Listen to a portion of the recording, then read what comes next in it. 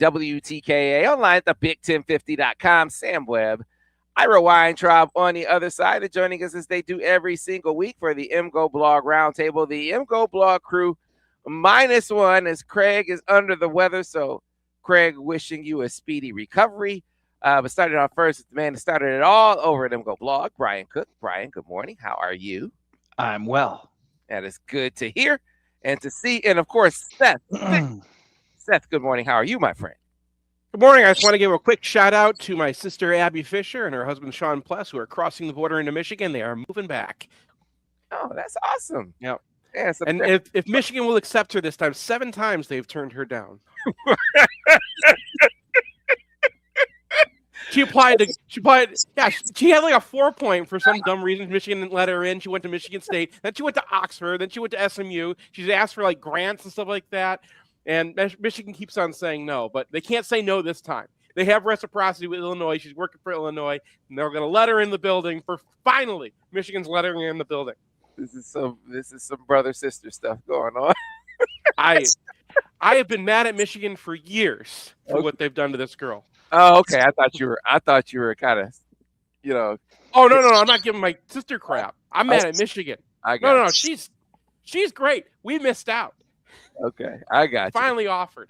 Yeah. I definitely want to get deeper into basketball this morning, but before we do, I want to give you guys a chance to react to history. I mean, the Indiana Hoosiers winning the national championship.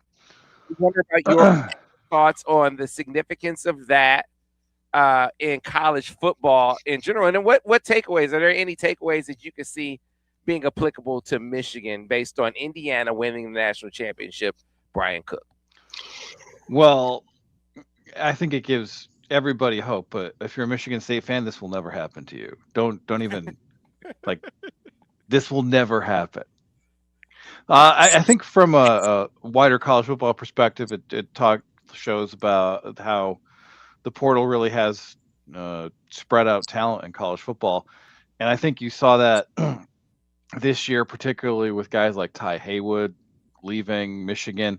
Ohio State had a ton of young guys leave because they could start and get better money elsewhere. So those kind of that era where, Georgia and Alabama could just stack talent back to front is pretty much over. And so you're going to see more things like this happen. That's not to say that this is not one of the most remarkable stories in all of sports. Like, other than Leicester City, winning the EPL a decade ago, like, this is the most unlikely championship perhaps in the history of sports. Mm-hmm. Like, if you look at, I saw something on social media where they were ranking the quote unquote worst champions of all time by percentile, like your winning percentage overall. And Indiana is like 9th percentile in win percentage in college football. And they are by far the quote unquote worst national championship that's ever occurred. So truly remarkable job by Cignetti. And we'll see if he can keep it going. I don't have any doubts that Indiana will continue to be good, but national championship good is tough. Seth? Yeah, there's a couple of things. First of all, Indiana fans, I mean, I know a few of them. I'm sure everyone knows a few of them. And pretty much everybody but Ohio State fans are happy for them. Right. And it's so fun going online and watching Ohio State fans say the same things they said about the 23 championship about the Indiana. Like, oh, they must have been stealing signs. I'm like, yes! Stay true to form. Michigan State fans were saying stuff too. I'm like, yes! Man, like that, I thought Michigan's 23 team was going to be the outlier. I thought that, now that we can get transfer portal, now the best teams are going to even getting even better. And no one predicted this kind of thing would happen, where a team that had not had success in the past would be able to import a base of a team, right? They took JMU's team basically. They developed a lot of those guys themselves, and then surgically added players that could help them. And I thought Michigan's 23 team was actually the closest thing to this Indiana team, where they developed a lot of their own 3-stars, guys that they valued higher, and they supplemented with like Josiah Stewart's, guys who were really good but didn't necessarily rank the top of the portal, right? I like their class better. I like their portal class this year, in fact, better than LSU's class or Notre Dame's class. That said, one of the major things that they're doing is they're getting better ROI on their transfers, right? On their roster. So Brian mentioned Ty Haywood, where you're spending a lot of money to develop a guy. And that was kind of a relic of the old system, where you have to get these 5 stars and develop them because that's the best way to get a team. Well, if you're not playing the guy and you're paying him a lot of money, you're burning money for that year, right? And Indiana found a way they're not paying JMU guys a whole lot, right? That they're getting a Big Ten distribution. They're getting more than probably SEC teams used to pay their guys in the past, but they're not getting life-changing money, right?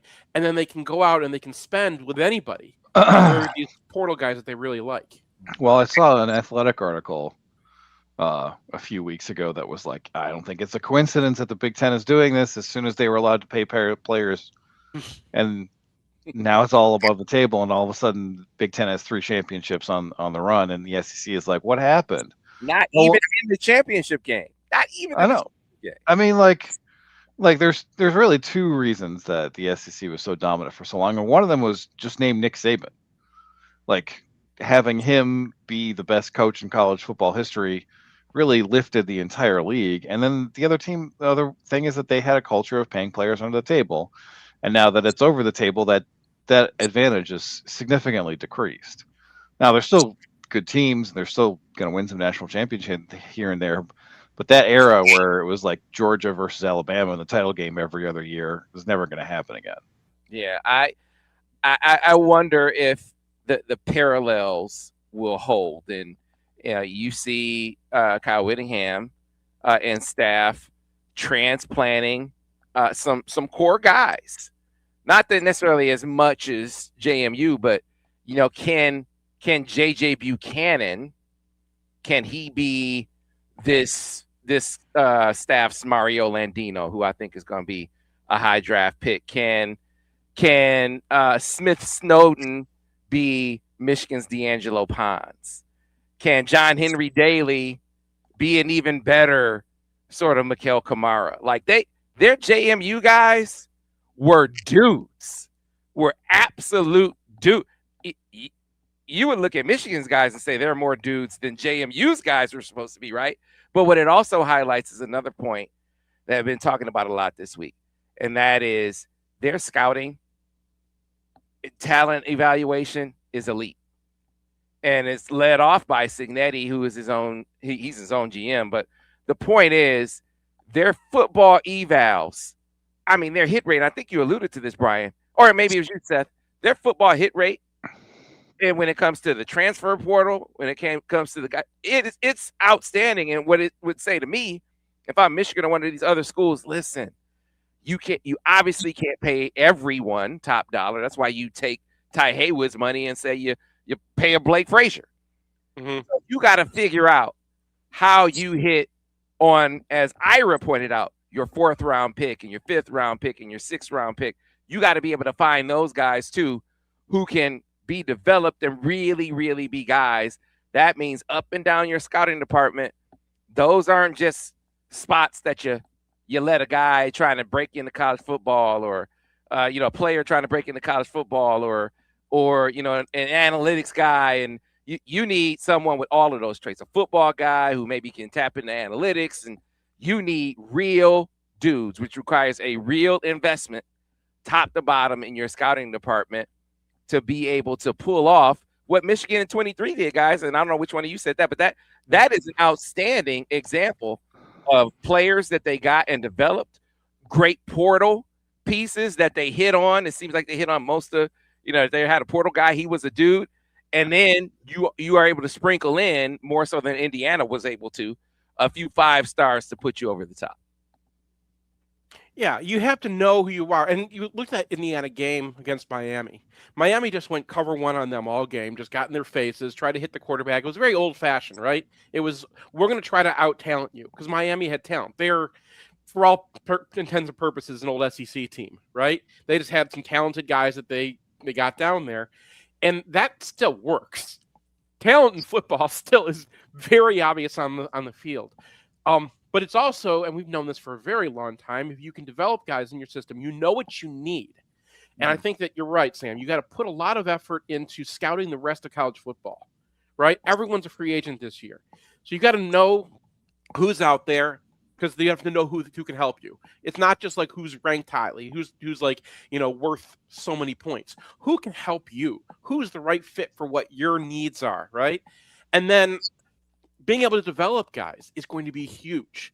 How do you get players and hold on to them, right? The school that's able to hold on to players, and that's going to be paying them more. That's going to be having things to offer like an education and a better lifestyle and whatnot. Being able to retain players who could be playing somewhere else while they develop is going to be the golden egg of this new era. Yeah, I think you hit the nail on the head. With that, which is why I continue to also commend this new staff for the amount of retention they were able to achieve. Very, very concerned that was just not going to be the level that they ascended to was going to really be achievable, and they did. So that is just a tremendous, tremendous job all the way around for this staff. Last one is someone asked in the chat. And we will close this topic with that.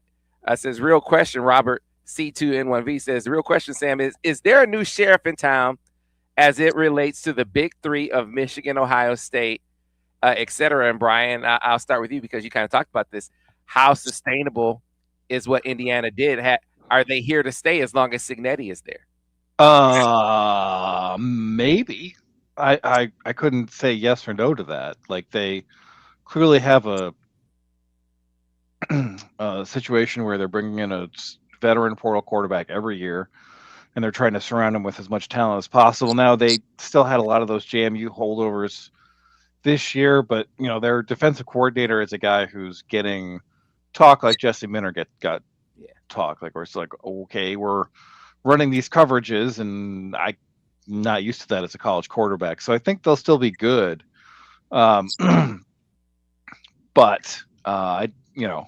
it's really hard to maintain at the top of the sport unless you have, a 5-star pipeline like in Alabama or in Ohio State. So I kind of feel like they're inevitably going to take a step back, but they should still be a good team as long as Cignetti's there. I just, it's unless you just have locked and loaded reload guys, it's a difficult proposition to repeat. Yeah. So Seth, here's the interesting thing, though, to Brian's point. I agree. It is hard if you don't, augment your. It's hard to call a 5-star an augment. The portal has generally been the augment, but for them, the 5 stars to be an augment that hasn't been part of their formula. But I think it's gonna be. I mean, I look at the guy, the number one receiver in the country, is Monsoon Sales from Indianapolis. Michigan, this new crew, trying to get back in with him, but that dude is looking harder at Indiana now. You wonder if that dude's going to get out of the state. Feels like they're going to start to get a few of those 5 stars. Now, how are they able to adapt to that new reality is going to be one of the bigger questions. Yeah, I don't know how much Indiana's going for those 5 stars. I don't know how much I don't know what their strategy is going to be because they seem to have a pretty decent strategy. But we got Kenneth Grant, right? And when we went to Indianapolis and got him, I'm sure Indiana called and he was like, yeah, sorry, guys. Mm-hmm. But Tom Allen did recruit well. And I think this is one of the underrated parts of the story and understanding how these teams are built. Tom Allen actually he had some good talent, right? He had some good, some players from the South and whatnot. He knew how to get players. The team kind of fell apart. In the end, he didn't know what to do on offense, and then people lost interest. But they had good players. They were tough on defense for years. And some of those players that he recruited were major parts of this game. Who is that receiver who kept on making catches, right? Like that was an old Indiana guy. And so it's also that retention, those guys who you don't recognize. Is Indiana going to be a bigger player? Absolutely. But like, there's always been some team like Wisconsin's not a player anymore, right? They Penn State's kind of falling out of the back. Like it's going to be harder to stay on top if you're not staying ahead. And I think Michigan's still going to get players. And Michigan now has another opportunity to go in the portal and get players. So I think their evaluations are going to change as well. Yeah. I did want to transition over into basketball. You know, it feels like, I don't know if you guys felt like the shooting, it felt like a cold spell. I didn't notice any tangible difference in shot quality these last couple of games. I know you guys sort of track that sort of thing, but Michigan shooting better. And then the thing that the coaches have really been harping on a ton, like, guys, you know, we need to act like, you know, we're strangers. We did not like we are, you know, going to win when we walk through the door. I don't think that was sort of a mental sort of arrogance or complacency thing. I think it was more of a mental fatigue thing of having to be up for every game.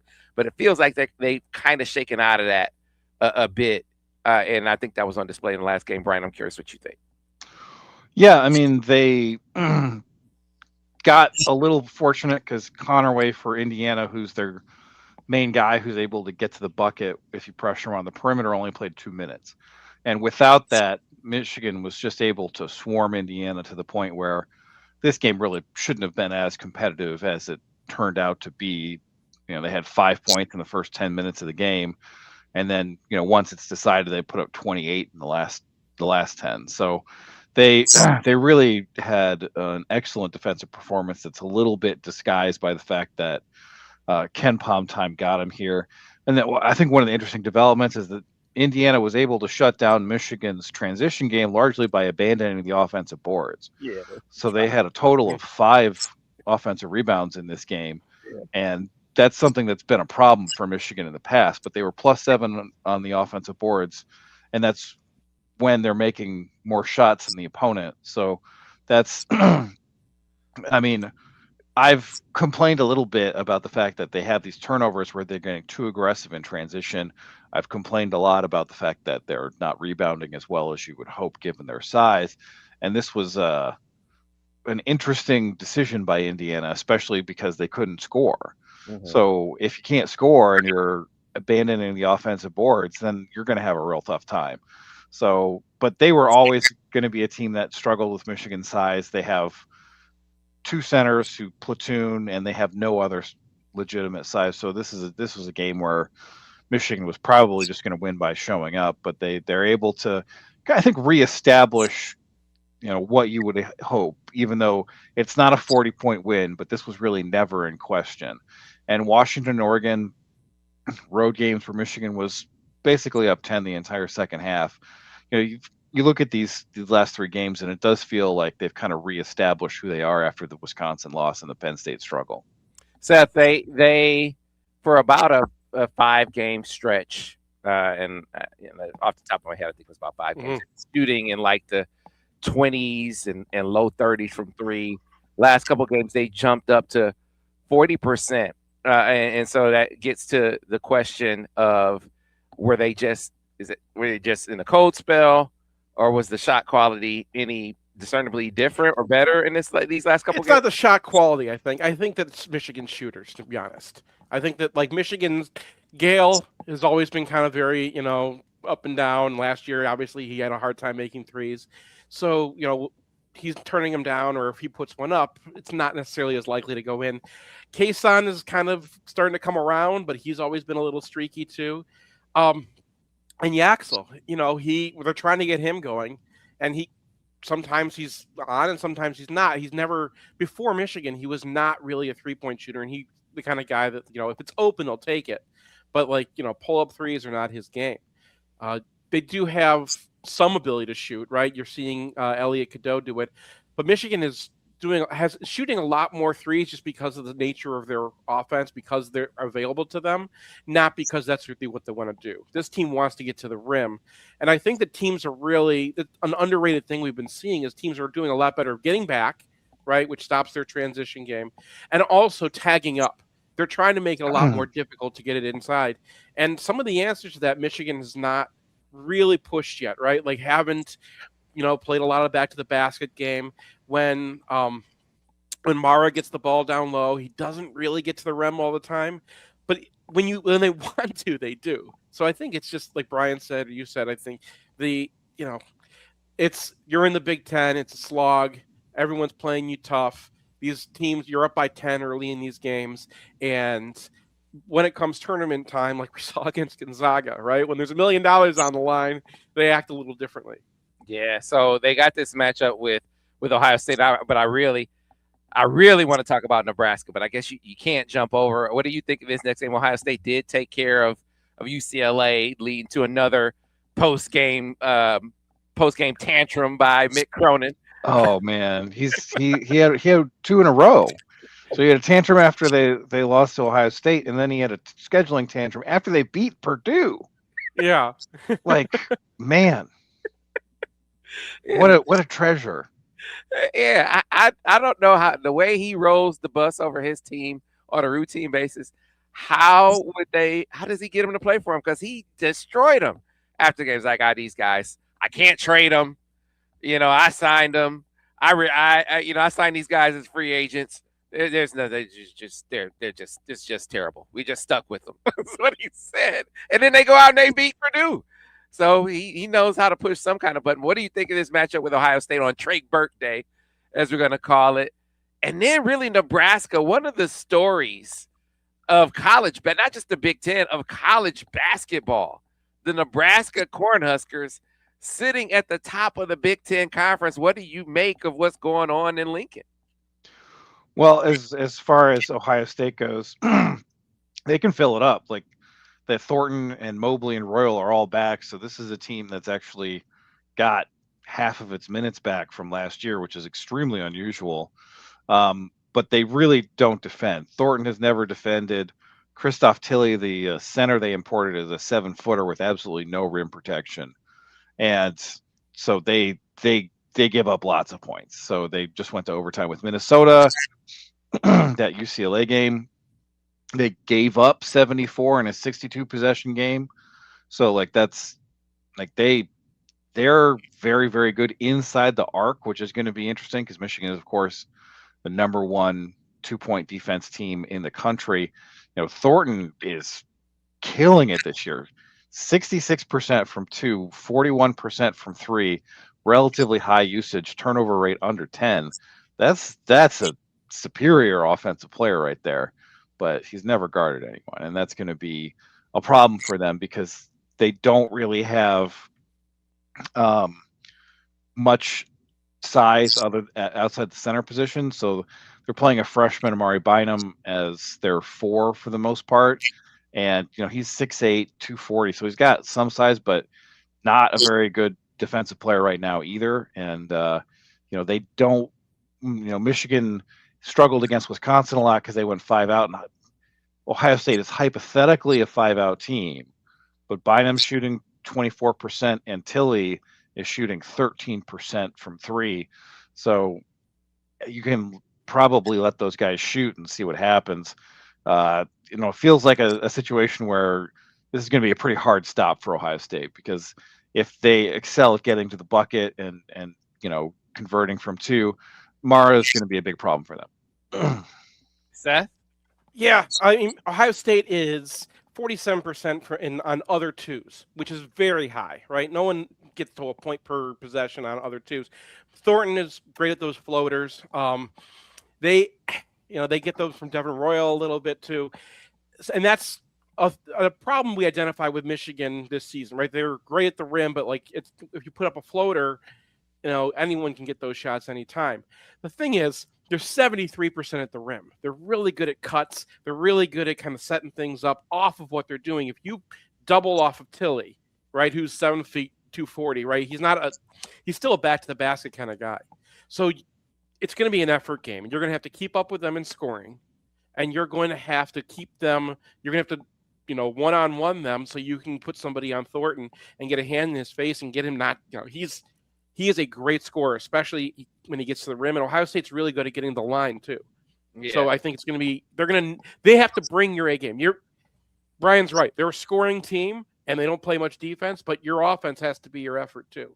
So you have to be locked in to beat these guys, and they play them twice. They got to play it in Columbus too. They're not an easy out. Yeah, Thornton has been outstanding. Michigan's had problems with Devin Royal in the past. This will be, that defense that we saw them say, hey, this is how we play, and we're back. This was a team that they were supposed to be able to stymie in Indiana. No, this will be the true test. Heading into this, I don't know what you guys thought Nebraska was going to be heading into the season, but I don't know anyone who thought they were going to be this. And by this, I mean undefeated, top of the Big Ten. What do you think of what do you make of the Nebraska Cornhuskers, Brian? Well, I was watching their game against Michigan State, and it felt like every single shot from both teams was from three. And so, that's a way to live. They've done very, very well with that. They do actually play pretty good defense, but they give up half of the shots they give up are from three, and they take more than half of their shots from three. So to some extent, this is a relatively good matchup for Nebraska, because if you want to put everything on a behind the line shooting contest and you're one of the best 3-point shooting teams in the country, then that's not bad. Yeah, Seth, what did you think of the Nebraska Cornhuskers heading into the season? What do you make of them now? I mean, I thought Nebraska was going to be better. They were picking up some players that I like probably Sanford and whatnot. They have, and Rink Mass was coming back. They are a 5-out team, obviously, and I think it's when you look at the matchup with Michigan in particular. How do you play Mara against these guys? They're not going to the rim, right? They're going to be 5-out, so they're going to take one of Michigan's best players off the court. Now, I think. Well, I'm not entirely. So Mast is a very much a stretch center, but they also play a 6'10" guy named Burke. He's from Turkey. And by Consul or whatever. He was at UCLA a couple years ago. Well, so he's out there for 20 plus minutes a game. He's a career 28% shooter. So I'm relatively comfortable with, putting Mara out there and having that be the matchup and switch all the rest of it. So no disrespect to Nebraska, but again, this is going to be a really interesting situation for Michigan, because they're one of the best teams in the country at forcing long twos. They force a ton of threes. They just collapse on everything. And is Michigan going to be able to do what they need to do against a team that plays like that? Now, they've been able to get to the paint against just about everybody except, I think, Oregon for some strange reason. So they're going to be a team that poses some questions, but Michigan will pose some questions for them as well. Yeah, so we got a question from Mark in the chat. It says, how important is Frager being hurt for Nebraska? What do you guys think? Who's hurt? The freshman that the freshman wing, Braden Frager. Hey, he's a sixth man. It matters.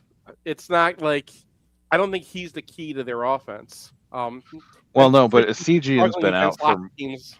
Yeah, CGN's been out for most of the season, so he's a bench shooter for them, and they don't really have anyone else. They've got Jared Garcia and Cale Jacobson are their other main bench guys, and neither of those is. I mean, Garcia's at 21%, Jacobson's at 26% from three. So if he's out and you have to rotate in guys who aren't real shooters, that could impact them significantly, because that gives Michigan another guy to kind of sag off of. Yeah, how is Connor CJ? Is he supposed to be back for this game, or you just mentioned he is? He's been out for most of the year, so just in terms of their depth, particularly with shooting, they're kind of down to it if Frager is out for an extended period of time. Yeah, I'd be not that you'd be worried about Connor CJ, but it's whenever that guy's on the floor, it feels like it's personal for Michigan or with him. So, what more before we get to a break? I know you mentioned Yaks trying to get him on track, and I feel like it's been, the times he's been down has been a product of injury. And lately his most recent injury is that calf injury, where he said when he first sustained it, he was playing at like 50 or 60%. He could hardly move. He said he was in agony at Penn State. But he feels like he's close to all the way to being back. Which if he is, I thought he was playing. He was rolling into a stretch or to a comfort zone where he was looking like, the best player in the Big Ten. At least, to me, at least for a window. I'm curious what you think of Yax's performance, where you think he'll be for this game, these couple games coming up. Well, he'll get back to where he's at, right? He's a veteran. He's a guy who's been around college basketball. He's had a couple of off games, but you know what you're getting with Yaxel Lendenborg, and I have full confidence, particularly against a couple of teams that don't really seem to match up well with him physically, that he'll have good games coming up against Ohio State and Nebraska. Yeah, so because I think it was you that was talking about his 3-point shooting, that it's new for him, but he was shooting it well, and I really, calf, that's going to affect your shooting. So I just, I'm curious what you think. Is this a reversion? Is this a reversion to the mean? Is he reverting to who he is as a shooter, or was this just injury and a cold spell? Threes get random, so it's hard to say. The only thing that affects threes they've really found are whether you close out on them or not, and whether that happens is more about the structure of the offense and how you get breakdowns and whatnot.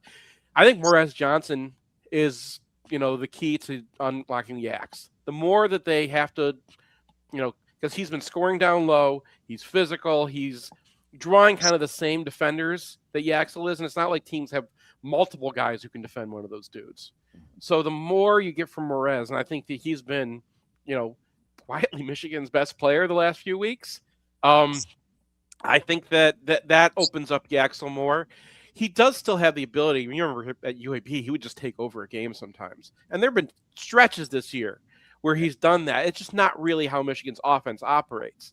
But I think that you'll see one of those games, maybe against Ohio State because the defensive matchup works that way, or maybe against Nebraska because the defensive matchup works that way, where they're putting more attention onto Maize Johnson finally, and that opens up Yaxel. I think the scouting report has been focused on Yaxel, and that's been opening up things for Rez. Yep. Great stuff, fellas. We need to get to a break. We'll be back on the other side with more MGoBlog Roundtable here on the Michigan Insider on the Big 1050 WTKA, online at thebig1050.com. Clear on the radio. So Mark thinks you think he's just who he is. He's getting back to who he is. I think it's more, hey man, let's wait to see how he is when he's 100%. I think he showed that he can be a, but he was calling himself a point forward. I think he was looking like that when he was totally healthy. But what to get to a couple of questions in the chat. One of them on Tatum. Jay Barry Go Blue says, sorry if I missed it, but thoughts on the news of transfer Tatum being moved to DB. What I heard is that it's, it wasn't, they didn't call it a move. They called it we'll see, that he's gonna be in the safety room to start with, that he was gonna play both and go to where he could contribute the most, or play the most, contribute the most. And they're going to see what he can do at safety. He's going to see what he can do at safety this spring. I'm not convinced that that's going to stick. I just feel like his breakaway ability at running back is something that they are going to want to explore. But to read you the couple of texts that I got on the matter when I asked about it yesterday, says he is going to try. He's going to try and do both in whatever he can play.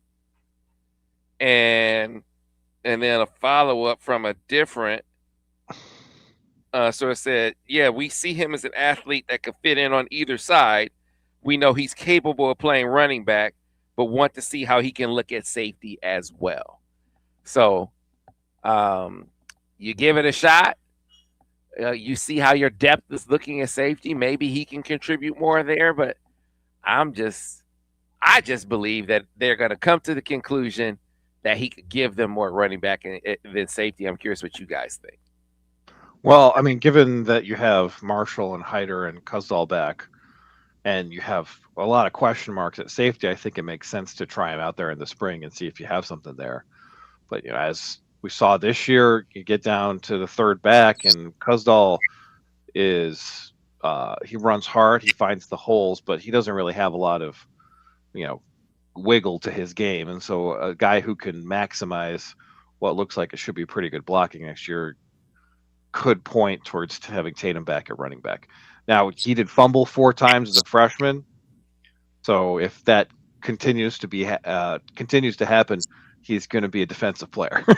Yeah, it's going to work out. 4 times in 56 carries, which is, by the way, the high of anyone who got 20 carries or more, was the highest in years for highest fumble rate from anybody. And then a lot of times it'd be like on his second carry, and that'd be it for him in the game. I already did the write up on him, although I'm, behind on publishing these things because there's been so much portal action to talk about.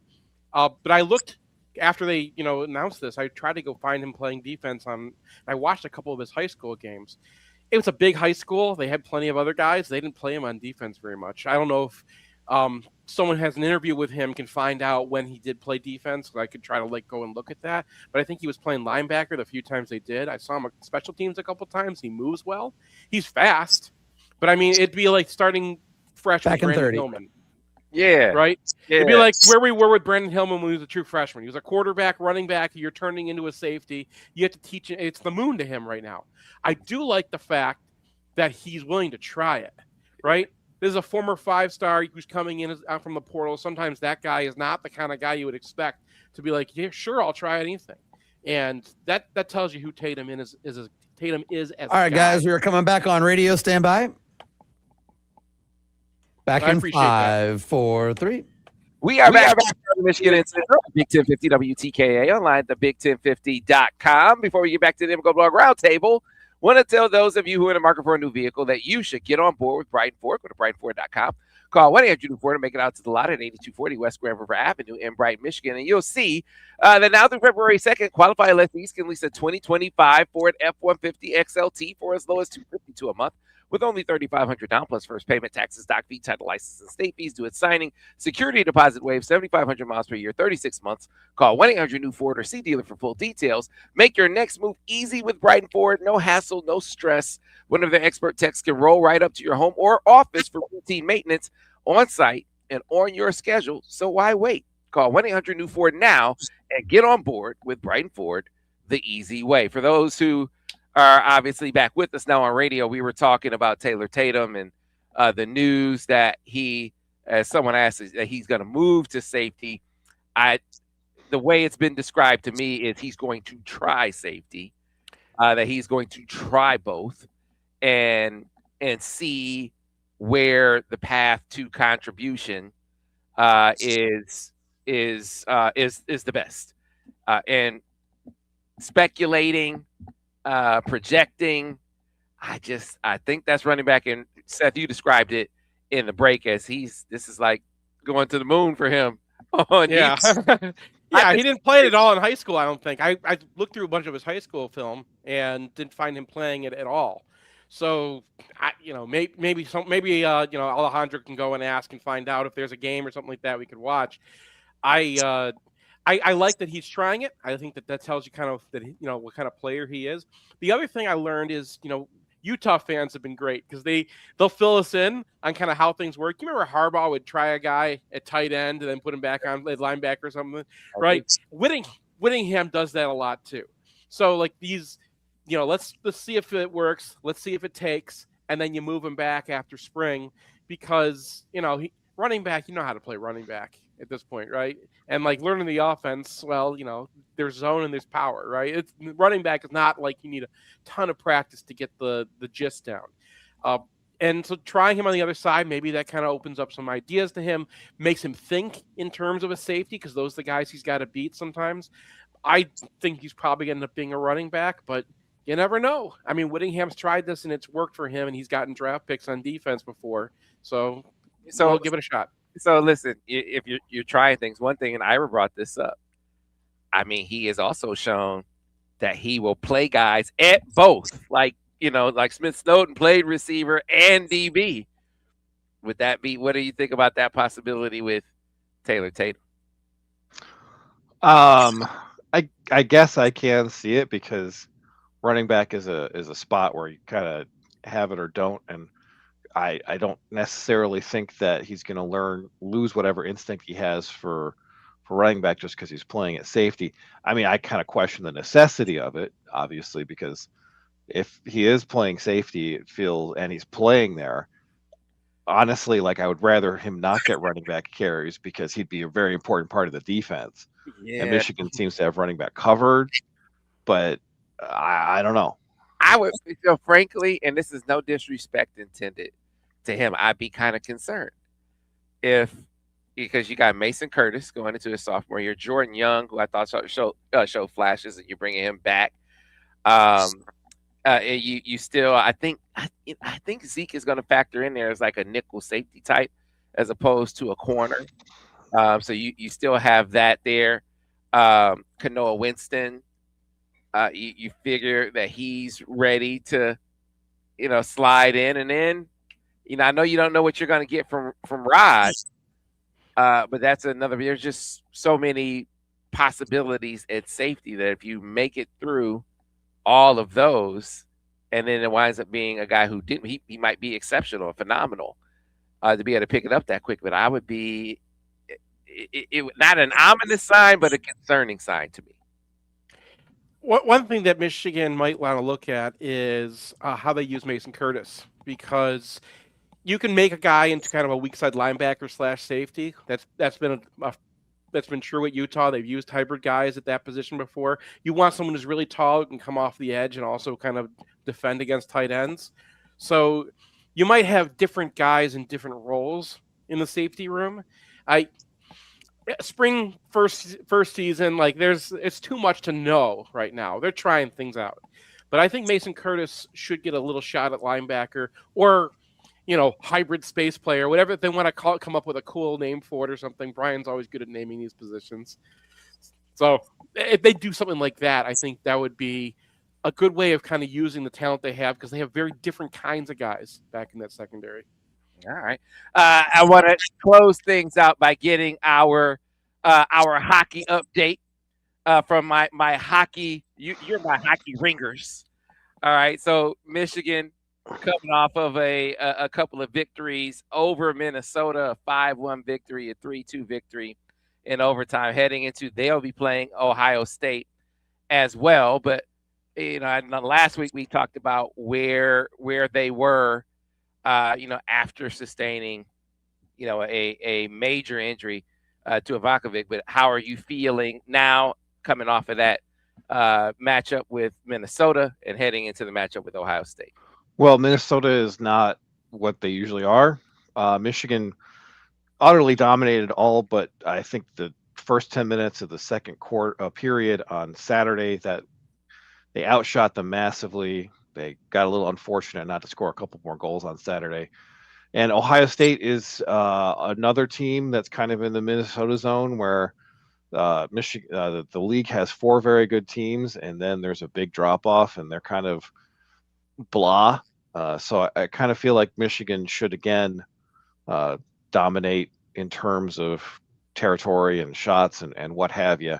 Now they're a little more defensively responsible than Minnesota is this year, so there is some chance that Michigan will get in a couple games here. But this is going to be a very important weekend for them, just because they are currently tops in the Big Ten in terms of points percentage, but they have a very tough 3-week stretch against Wisconsin, Michigan State, and Penn State coming up. So they really need 6 points here if they're going to win the league. And they haven't won the Big Ten since it's become a hockey conference, so that would be pretty nice. Michigan State, who was telling me their goalie is supposed to be really good too? Is that right? Yes. Mm-hmm. Yeah. I mean, and that's the point. Like, you look at that Minnesota series. In basketball, we were like, okay, if they turn off the gas right? And those teams come back. That's kind of what those Minnesota games looked like, right? They just get out on the ice and they're just dominating these guys like they're Lake Superior State or something. And then it's and then all of a sudden you're in a game because their goalie gets hot. And Michigan's got to protect their goalie. I think that, you're going to maybe give up half a goal more per game with Peck unless you're protecting him a lot, and they can play that way. This team can play defense like a lockdown national championship caliber team. They're going to have to stay that focused because you don't have Ivan Kovic back there right now to bail you out, and that's kind of what they've been. They can score goals better than anybody in the country, and they are the number one team in the country. But like Brian said, they got a really tough schedule coming up. You cannot lose points against, the Ohio States and the Minnesotas and the Penn States. So you can, because when it comes down to it, you're going to have to get, those Wisconsin and Michigan State series are going to determine the league. So do we have an injury update, like a prognosis, a timeline? We have not. They said he's going to be out for a long time, but they didn't make it sound like it was season ending. So hopefully they can get him back by the Big Ten playoffs. Maybe, I don't know. I'm just guessing. For clarity, I thought maybe they had kind of figured it out as far as projection is concerned. But hey, roll with the punches that are thrown at you.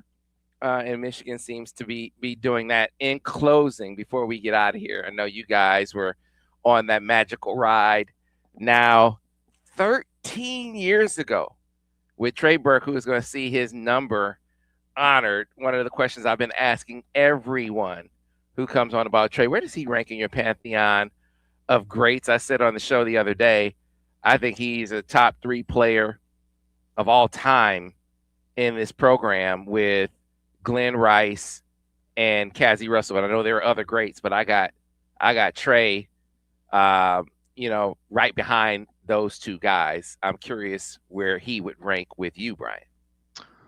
That's a tough question. I think you'd have to talk about Jalen Rose and Chris Webber, Courtney Morgan. I'm not trying to say, like, Courtney Morgan was sending out salt gifts after they beat Tennessee, and he'll always have a special place in my heart, even though he's probably not a retire your number guy. But I think third is very plausible, and it's really up to the eye of the beholder. Seth, what do you think? I mean, Jordan. Yeah, top 3. I mean, the block was clean, so was the team. They should have won a national championship, and that's I started watching Michigan basketball with the 89 team and then the Fab Fives as a kid, and felt a certain way about Michigan basketball. And then I felt a new way about Michigan basketball because of the Trey Burke teams, right? And that's, even if they didn't win a natty, they kind of did in my heart. And that's, yeah, man, Trey is a major part of that. They're all part of that. And just the ability to kind of bring back those moments and think about that again. Football was so bad, right? The conservation of vibes went all the way to basketball around that time, and seeing these guys again, having them all kind of come back, and man, it's fun. I like reliving this again from kind of looking back at it. Yeah, I just remember watching in the moment, thinking he's one of the greatest players we've seen. He was phenomenal. Just was unbelievable in that tournament run. And as one of the posters said, Trey played season low in minutes. In that championship game, he was taken out of. We just lost Sam, but he was saying that he was making a ref point. Well, yeah, he got hosed. I mean, I just remember that Kansas game where they were playing Jeff Withey, and it felt like playing Mara right now. I had no idea how Michigan was ever going to hit a 2-pointer at the rim, but Trey was able to figure it out, and then. And people forget about that game is not only did he hit that 3 to tie the game at the end of regulation, but he also basically single-handedly won it in overtime. So, one of the all-time most important, critical, best performances in Michigan basketball history. And then, that was Michigan was I think they were 4, right? And they were playing a very, very good 1-seed Kansas team. And that was kind of the moment where, it's like, oh, we could really do this. And if not for some Yes, 3-point shooting from the guy who was like the George Mason transfer after Spike went off, Michigan probably would have won a title. Yeah. Great stuff, fellas, as always. Appreciate your time. Have a good rest of the week. To the rest of you, we'll see you tomorrow here on the Michigan Insider on the Big 1050 WTKA, online at the Big 1050.